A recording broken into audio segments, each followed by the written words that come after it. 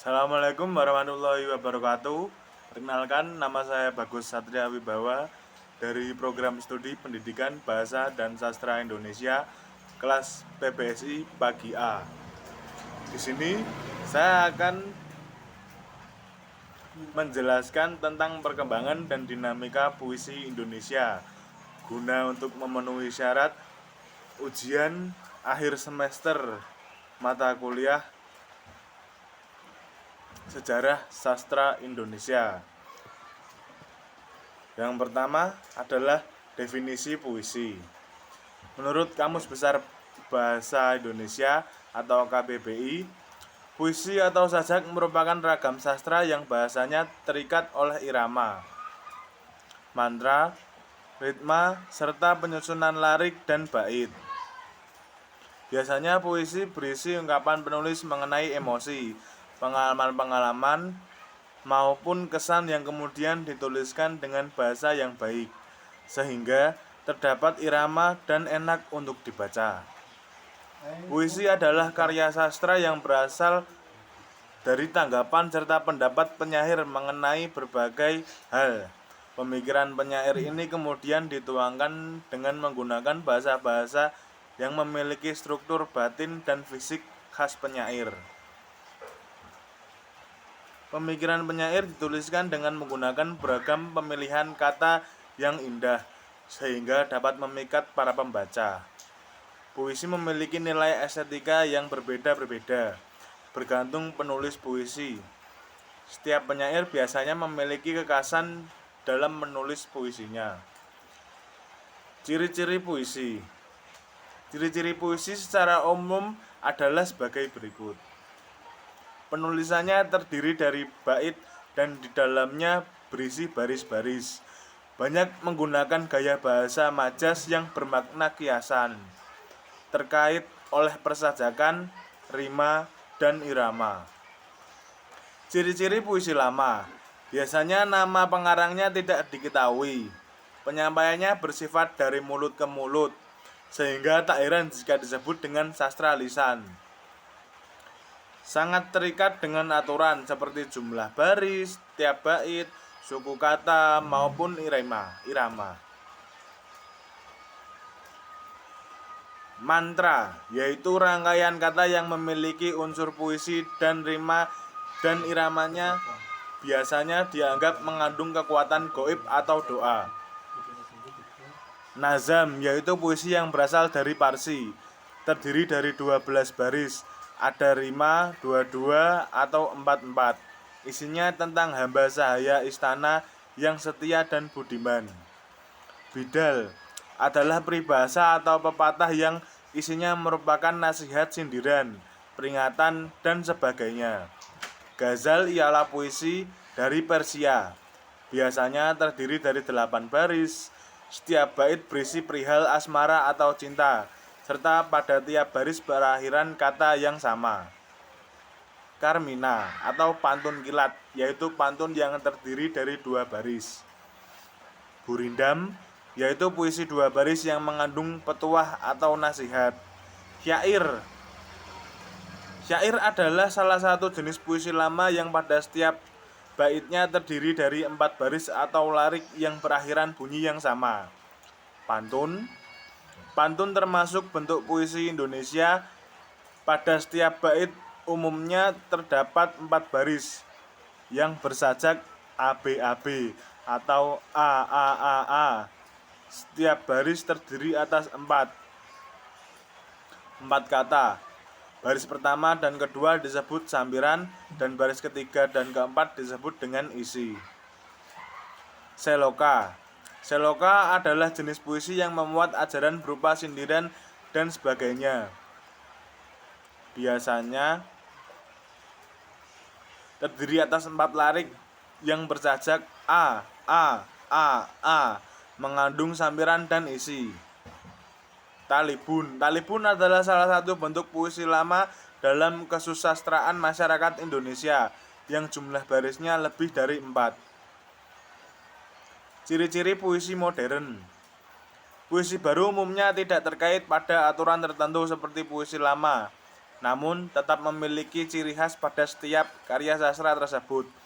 Puisi baru juga lebih menekankan puisi isi atau makna daripada struktur atau bentuknya.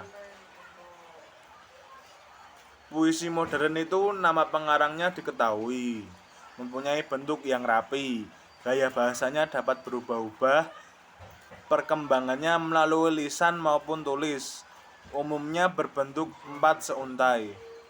Tiap barisnya terdiri atas sebuah gatra. Bentuk-bentuk puisi Indonesia. Puisi lama. Salah satu bentuk-bentuk puisi lama yang merupakan puisi terkait dengan aturannya adalah sebagai berikut: jumlah kata dalam satu baris, jumlah baris dalam satu bait, persajakan atau rima yang digunakan, banyaknya suku kata, irama yang digunakan. Puisi baru merupakan puisi yang bentuknya lebih bebas dari puisi lama, baik dari segi jumlah baris, suku kata, atau rima yang digunakan.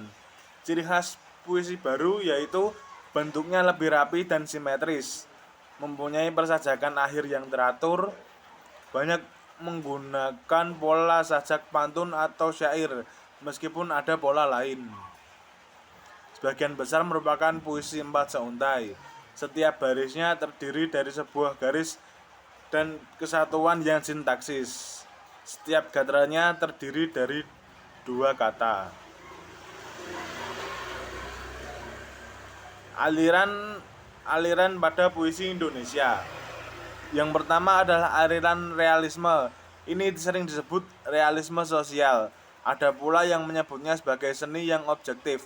Aliran ini menuntut penyairnya untuk melukiskan sesuatu sesuai dengan kenyataan sebenarnya secara teliti. Aliran ini berpandangan bahwa adanya hubungan dialektika antara sastra dan kenyataan. Yang kedua adalah aliran ekspresionisme. Berbanding terbalik dengan aliran realisme, ini dianggap sebagai seni yang subjektif.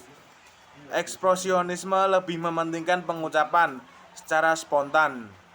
Aliran ini sangat sesuai dengan hati penyair. Semua rasa menumpuk dan bergejolak dalam hati saat tepat menggunakan aliran ekspresisme.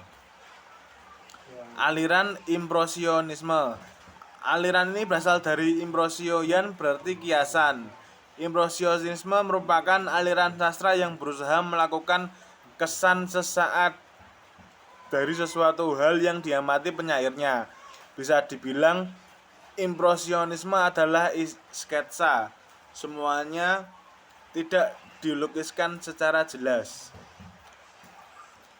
Aliran yang terakhir adalah aliran surrealisme. Aliran ini merupakan aliran sastra yang melukiskan berbagai objek dan tanggapan secara serentak. Karya sastra aliran ini umumnya memiliki gaya pengucapan yang melompat-lompat dan di bawah sadar atau mengangkat objek-objek dalam mimpi, keadaan jiwa antara tidur atau di bawah sadar. Tokoh-tokoh puisi angkatan 90-an sampai sekarang. Yang pertama adalah angkatan 90-an atau era reformasi. Munculnya angkatan reformasi ditandai maraknya karya sastra bertema sosial, politik, dan seputar reformasi. Sastrawan era reformasi merefleksikan keadaan sosial dan politik yang terjadi pada akhir 1990-an. Nama-nama sastrawan yang menorehkan karya monumental pada periode ini antara lain Rendra, Taufik Ismail, Seno Gumira, Joko Pinurbo, Wiji Tukul, Zamzar Nur, dan masih banyak lagi. Angkatan 2000-an. Memasuki angkatan 2000, gaya bersastra semakin mengandaikan kekuatan ilustrasi dan mengungkapkan cerita secara estetik. Banyak nama sastrawan Indonesia yang lahir dan besar pada periode sastra 2000-an. Tokoh-tokoh tersebut Ayu Utami, Afrizal Malna, Andrea Hirata, Habibur Rahman, dan masih banyak lagi. Karya sastra era digital. Selain dipengaruhi oleh zaman, karya sastra juga dapat terpengaruh perkembangan teknologi agar tak tertinggalan zaman. Berkat kemajuan teknologi pula muncul istilah sastra cyber. Definisi sastra cyber merupakan karya sastra dalam berbagai genre yang disebarluaskan melalui media elektronik seperti Wattpad, Blogme, Cabaca, hingga Webtoon. Meski tidak jarang menimbulkan polemik, namun kehadiran sastra cyber memiliki penggemar tersendiri, khususnya di kalangan milenial. Satu fakta telah diterbitkan novel yang justru ceritanya telah eksis terlebih dahulu di Wattpad maupun Webtoon seperti Mariposa karya dari Lulu Farlin Patikar hingga Assalamualaikum Calon Imam karya Navia Kaila Akbar. Dengan adanya cyber ini diharapkan semakin banyak sastrawan baru yang di era digital yang percaya dengan mengeluarkan karya sastranya. Kehadiran sastrawan-sastrawan digital ini juga menjadi harapan baru bagi ekonomi kreatif Indonesia, khususnya subsektor penerbitan. Demikian yang bisa saya sampaikan. Saya mengambil artikel-artikel tersebut dari www.kompas.com literasi pengertian puisi, www.detik.com, www.kompas.com, www.lelahbersajak, www.kemenpreakraf.com. Demikian yang dapat saya sampaikan. Kurang lebihnya mohon maaf. Wassalamualaikum warahmatullahi wabarakatuh.